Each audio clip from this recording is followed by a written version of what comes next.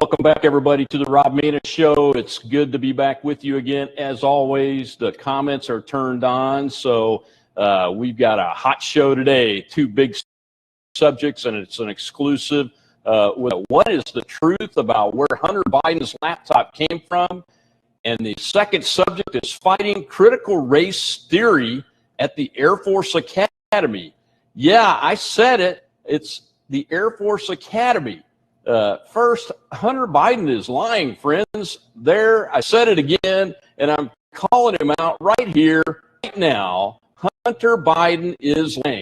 He is absolutely lying, and we have the receipts. I know you've seen the fake news media interviews Hunter's been doing to release his book. It's coming out today. He is once again defaming the man who reported the contents of the laptop to the FBI by saying maybe the laptop was stolen, or suggesting the laptop story was Russian disinformation, implying John Paul McIsaac, the owner of the computer repair shop who discovered the information on the laptop, is a Russian agent. Hunter is also being backstopped by the FBI, as you will see from the facts our guests will present today. Our second subject is the continued wokeism war on American culture and the U.S. military. Today's guest is leading a project to stop critical race theory at the U.S. Air Force Academy. And that's right, you heard me right again, the Air Force Academy. If you saw the woke drivel coming from senior military leaders attacking a member of the media from their government accounts just weeks ago, you know this is a real problem. Our guest today was there and is willing to tell the truth about what happened and is happening with each of these really important issues for our country. He's a graduate of the United States Air Force Academy, a retired Air Force colonel who flew fighters and airlift aircraft. He's commanded numerous units to include combat operations. He ran the Air Force Operations Center at the Pentagon. That's the very top. He also served as principal scientist at a technical think tank working counterterrorism strategies, and is a professor at several universities with a PhD in political science and public administration. Please welcome this public servant, Dr. Ron Scott, to the Rob Maness Show. Thanks, Rob. Ron, welcome to the show. How are you? I'm doing great. Thanks for the great introduction. Oh, thank you. I appreciate you coming on. I know that you are a busy guy, and man, we've known each other for a while now, for at least a year, I think, since Dennis Haw introduced us on a couple of Zoom calls and podcasts and the like. But, you know, this information, when he started telling me what you knew about the Hunter Biden laptop and that issue, I was just absolutely shocked, sir, that it's not out there. And then when I read the background and did my research for the show this week, I'm thinking to myself, what has happened to the United States of America? And my first question, I think that my viewers are going to want to know is, okay, Dr. Ron Scott, retired colonel, okay, who is this guy? How are you involved in this Hunter Biden laptop story? Well, it turns out that John Paul, the shop owner, is my nephew. I married his father's sister, and I've known Steve for, since 1970, 50 years. His dad is a patriot. He's a retired Air Force colonel. He's flown in combat. He's been with the CIA. So both of us have worked with the intelligence community during certain parts of our careers. And so to see this play out was not really totally surprising, but for it to be so close to home was a little surprising. Well, Ron, take us through the timeline. I don't think people really understand what few people do actually know about the issue. They learned in November with the New York Post article. But there is a whole timeline prior to that goes back to 2019.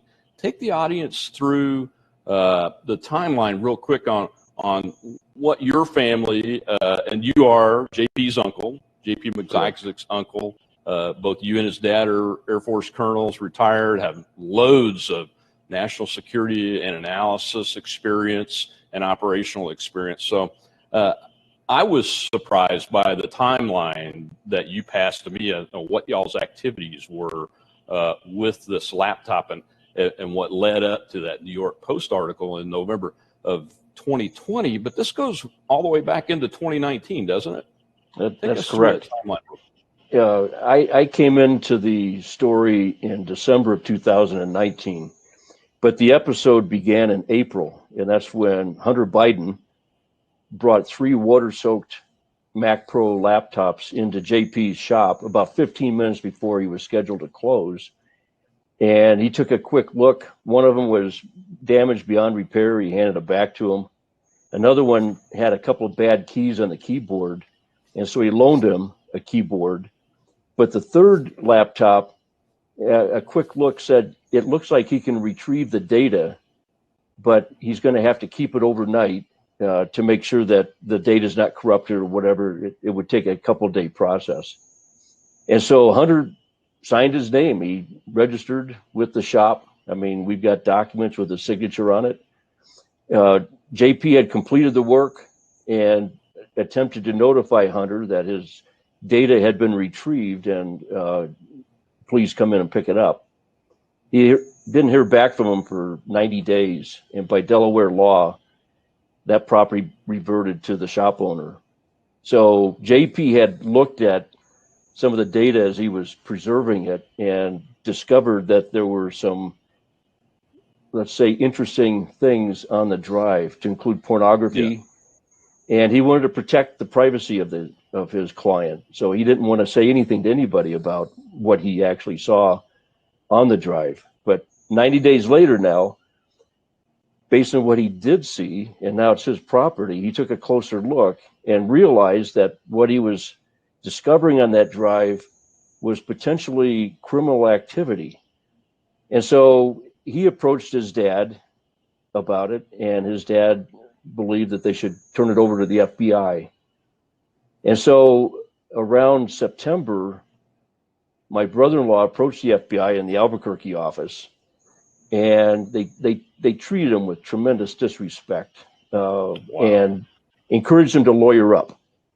And so he left, and Steve had a copy of the hard drive that JP had made just to protect himself. He made 2 copies. Yeah. Sent one to his dad. He sent it to me. So I had a copy of that drive in my home for several months to protect it.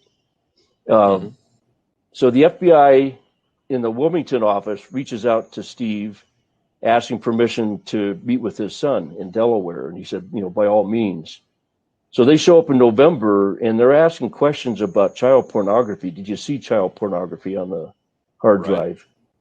And JP said he saw pornography, but he wasn't going to say whether it was child or not. And he was mostly concerned with financial statements and that sort of thing. Yeah. So eventually in December, on the 9th of December, the FBI shows up with a subpoena to retrieve the laptop and the hard drive. This is 2019. This is not 2020, right? This is correct. Not during the political for the presidential run. This is 2019 this happened. Exactly. So now we move into 2020, and the president is being impeached. And based on data that was on that drive, JP fully expected that the FBI would offer that evidence to Congress as exculpatory material, because there was a lot of stuff on there with Burisma. And you remember the president was being impeached for a call he had made to the newly elected president of Ukraine. And they never came forth with it. So he became concerned that perhaps the FBI was not going to be forthcoming about the evidence on the hard drive. So I started reaching out to investigative journalists. I won't mention their names because I still highly respect every single one of them that I reached out to, but I couldn't get their attention. In May, I put together a document, sent it to Judicial Watch and also to Senator Ron Johnson's office with a copy of the redacted subpoena, encouraging them to look into this. Again, nothing. So it was finally August, early September timeframe I reached out to a good friend of mine. He's a retired lieutenant general. We served together as action officers at a major command in the 1980s. I shared with him my involvement in the situation, and he encouraged me to talk to his neighbor who had formerly been a Fox News reporter. And so we discussed it.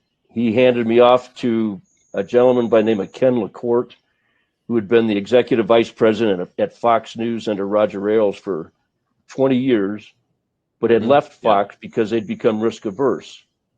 I sent some material to Ken. He looked at it, immediately called me, said, "This is explosive. There's no way Fox is going to break it." And I suggested at that point that he reach out to my nephew, who had by now made contact with Rudy Giuliani and had sent his lawyer, a gentleman by the name of Costello, to pick up a copy of the hard drive that JP had made.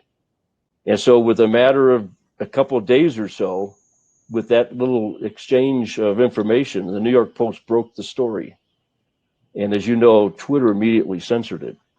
Yeah, they did. Then Facebook tried to censor it too. They did. And I'll tell you, Rob, for your viewers, if they go to C-SPAN, there was testimony given in front of the Senate Commerce, Science, and Transportation Committee on the 28th of October. And testifying were the social media giants, Facebook, Google, and Twitter. And in that video, in that hearing, it's about 3 hours long or so, and about the 2 hour and 28-minute point, that's when these CEOs start to admit that the FBI alerted them to be on the lookout for disinformation. And they were referring to this Hunter Biden hard drive. So wait a minute. Whoa, let me stop you right there. They did what? The FBI alerted these social media giants to be on the lookout for disinformation, misinformation related to the Hunter Biden hard drive. At this point, this is in 2020, close to election correct. day, right? A week before election. A week before the election, before the New York Post article came out. And the FBI, the Federal Bureau of Investigation, is warning. They've had this laptop for what, a year? A year. Now? Right. A year, because they had subpoenaed it way back in 2019, as you said. And they are warning social media and the media that disinformation is coming out when they have the actual laptop with the facts on it? That's correct. Wow. Now, there's no other expression for it. This was clearly a cover-up. Yeah, you mentioned that to me in our conversations, that you have a list, and I know you have a list of facts. Run down through those facts for our audience. What are the facts that support that theory? And I believe it. I agree with you. I've read those facts. So run those down real quick. I mean, it really ends with what you just said, where they warned the media, but there's a whole set of facts associated with this, that this is an FBI cover-up. Right. These were the facts that I was relaying to, hopefully, parties that would be interested. The first one, Hunter's computer was checked in under a subpoena for money laundering, but the case agent involved was the one that investigates child pornography, which, by the way, they've discovered on that hard drive. The other fact is that nobody's ever reported that. No, they've only reported that it was subpoenaed for, something else. Right. Exactly. For the other agent involved, Agent Dzilak, Dzielak, is a white crime specialist who was involved in this. He was the one that was supposed to work with JP, and he was not listed on any of the paperwork. Now, do you mean white crimes like in white supremacism or white collar? No, white collar crime. White collar crime. Okay. Another fact, the same week we reached out to Ken LaCourte and Rudy Giuliani and eventually Larry Johnson. Now, you're going to see Larry Johnson in some reporting. And he was also a former CIA analyst. The FBI actively reached out to social media platforms to warn them of a major document dump of misinformation and to be prepared. And that was what led up to that C-SPAN testimony that I talked about that occurred on the 28th of October. Yeah. So I had concluded, based on what I was seeing play out, that this was clearly a cover-up.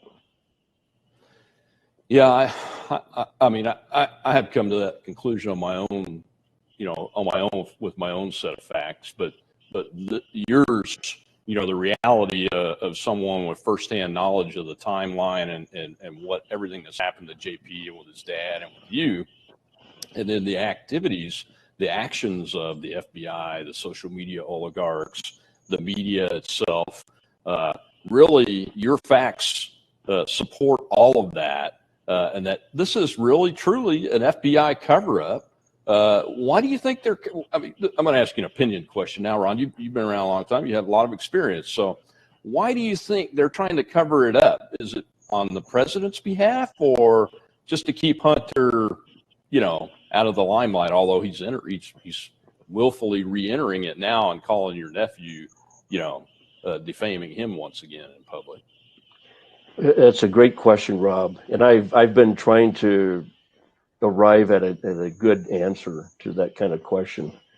The only thing I can think of is that, this is only one example of the corruption that has penetrated our institutions.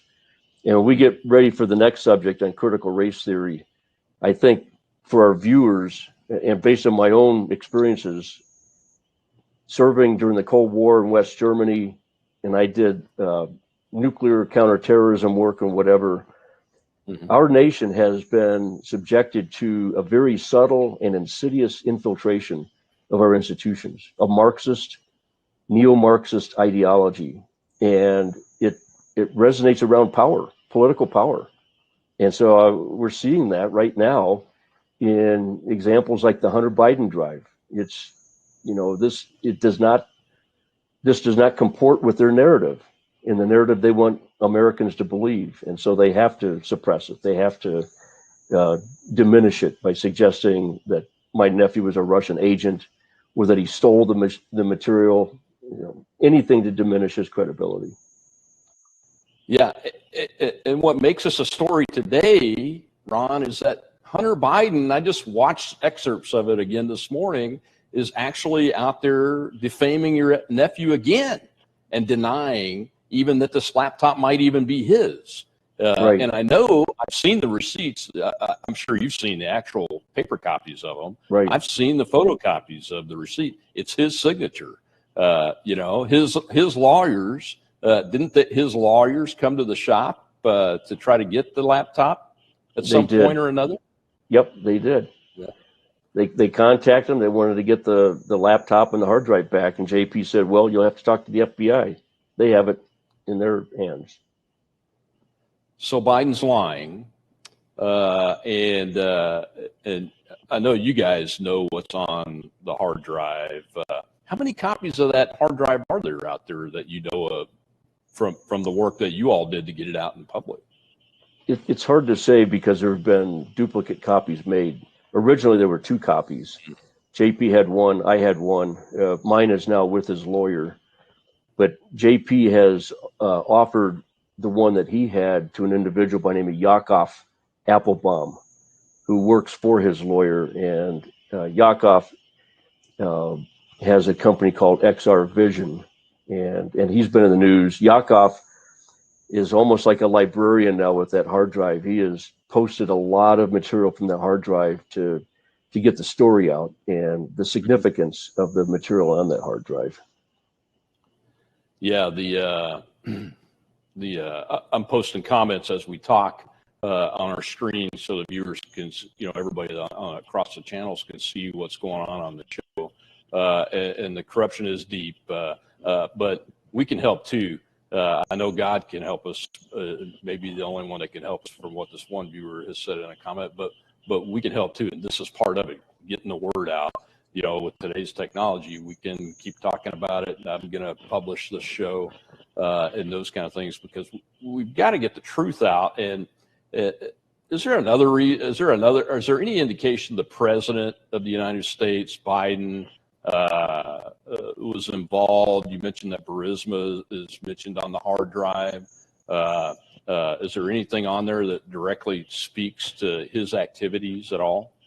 Absolutely.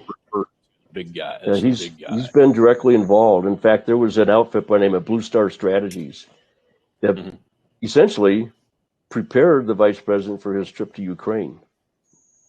But yet, he's indicated in the news and public forums that he had no idea what was going on.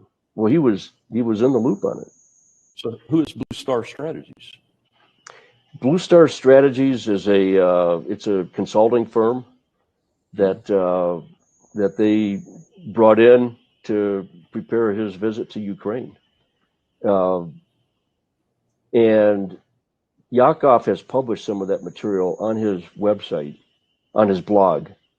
And I'm not really prepared to get into the details here, but probably the more egregious part of this whole thing is the connection to China. And, there was a individual a while back, a Navy lieutenant, who was brought in the loop to be the CEO for a company that they were forming, which was connected to the $1.5 billion that Chinese bank had invested.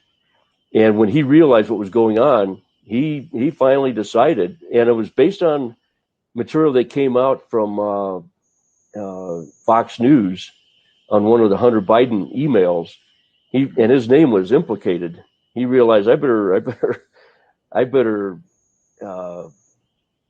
disconnect from this and go public with my involvement. But his story was pretty quickly suppressed as well.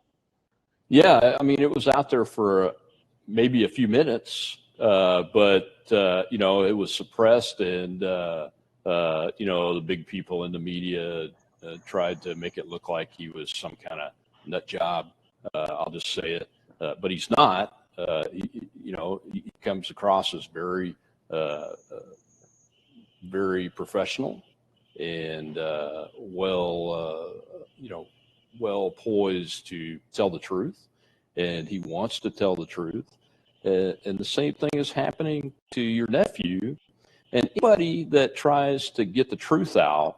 And it's not just the political organization that's doing it; it's our government and the media. The leftist media, which is the majority of the media in this country, who are basically just a tool of the current administration and the Democrat Party, in my opinion. Exactly right, Rob. And I'll tell you, the Media Research Center polled 1,750 actual Biden voters on a number of issues. This was after the election. And they had several listed here, but one of those, the Hunter Biden scandal. 45.1% of those individuals that voted for Joe Biden had no knowledge about the Hunter Biden scandal. Had they known about it, 9.4% would not have voted for Joe Biden.